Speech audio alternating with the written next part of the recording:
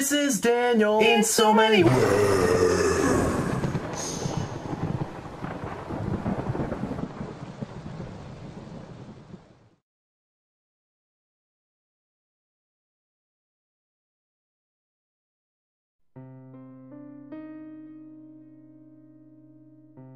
One of the first memories I could recall was my father leaving the family.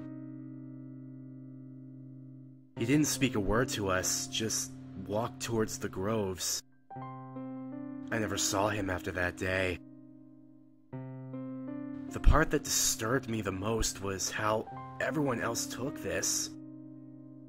They all just stood there, watching on with knowing eyes, as if they knew that this day would come eventually. My mother was described to be wild, a feral, if you will. She had escaped from some kind of confinement that my father was bound to, as he only had time to visit us when he could, before he vanished from my life entirely. I never got to know him very well. Through her, I was taught about the dangers of those that walk the earth on two legs. Anytime I would ask why, she would only shudder and look away and remind me about my father. She told me the hard fact eventually, after much pestering, that he died. I was confused and asked why he did with tearful eyes, and how she knew this. She responded with something so surprisingly cryptic that it would puzzle me throughout my life. Everything dies, sweetie. It was what we were born to do. I was taught to cherish my life since then. I tried to keep a positive mood throughout, making friends with the other diverse citizens of the forest. One thing bothered me, though. They did not have the things on their back like my family did. I always had them since my birth. I did not know how to describe them. Plant-like. Sometimes I see similar things growing out of the ground, only mine were coming out of my back. Odd. I was told that we were safe here. Hidden in the woodlands, free to play and wrestle with each other. When I was playing around, I often got a sharp pain in my back that sometimes made me quit entirely. The others did not seem to have these backaches. Then what I assumed was the rumored two-legged creatures came to our forest. They were after us. Many resisted, some fell. Others were knocked and beaten into submission. And a select few of those ones were abducted. I should know because I was one of them. The two-legger that had me by a metaphorical leash and collar conversed with an older man about me specifically, and especially about the things on my back, which seemed to hurt me with every passing day. Through this, I learned that they had a benefit for me. That they released these purple fumes that seemed to hurt others. I had to learn this quickly myself if I ever stood a surviving chance. There was a mentioning of a specific number. 24. 24? I wanted to know more. Why that number? Why was it so important? What did it mean?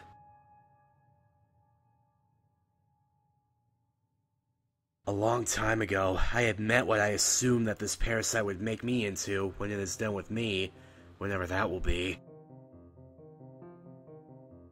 I only assume this because of the fact that our names were similar and that he had some vague resemblances to me as well. Some were small, others were more subtle, but there was no doubt in my mind that we were one and the same. With a little help and guidance, we overcame this monstrosity and left it to die. I got a good look at it. It was horrible. At first, I mistook the white dots on its face as the creature's eyes, but I was mistaken. It had none at all. The infection started to grow out of it. How could it see? Was it blind? Dead? But it was moving. How could the thing be dead if it was moving? It's back. Oh God, it's back. I've come to terms with the fact that I am no longer in control of my body. The parasite is what moves me around, takes orders, and controls all my day-to-day activities. I can't even breathe without the help of the thing inside of me. I have gone into complete submission. I am now fully under control of it, and the human still won't even try to help me. I am starting to believe that he is a sadist who enjoys watching me in my suffering. Every day, my back hurts more and more. The only thing I still have left is my consciousness, and even that I feel is slowly starting to be taken away from me as well. The parasite had gotten into my brain, controlling my movement. Every time I start to try and move on my own free will, it takes over again. I have absolutely no freedom. The pain, it still hurts all the same without any sympathy. I can feel it inside of me. I feel it more than in my back now. I can feel it behind my skin, in my nerves and tendrils, making me twitch and itch irritably. Writhing, moving, growing. The number the human said that day repeats in my mind every day since, as if it was the only number I know anymore. 24, 24, 24, 24. One night I was released from my containment to find the boy alone. Although we speak in different tongues, figuratively he must have sensed how melancholy I was becoming. He embraced my smaller body to his chest for what I figured would be the final time. He realized what was going to happen and whispered to me that there was nothing to do about it. There was a way to stop it, but then I would never reach my full potential. He told me that it was not anything personal, only that it has to happen. In a whisper, he repeated what my mother told me that day when my father left. I never understood what she meant, but I know now. It's okay. Everything dies. I was returned to my dwelling soon thereafter. I awoke to the movement of my body walking about, the mindless abomination beneath my flesh having full control of my movement. There was no human in sight, my own or any other. I seemed to be alone in these woods. The only thing I was able to do was think as my body was guided. It climbed a tree before using my own teeth to grip into the bark. I tried to jerk my head away to get it loose, but it was all in vain. I looked around for any sign of hope, or perhaps even help, only to find other members of my species around me in the neighboring trees. The infection inside of them taking root as it burst from their backs in full form, scarlet trickling the trunk of the tree as well as the ground below. The parasite inside them becoming larger, forming a large bulb crimson by the blood of its host.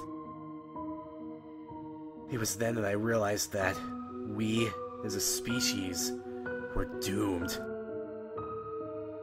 We were all fated to this horrendous death once we reach maturity, but our body still moves as it is taken over by something else. My body suddenly glows an intense white that would blind one's eyes, before I, too, become just like my brethren around me. It was almost as if my body had become light in its purity. Then the pain started.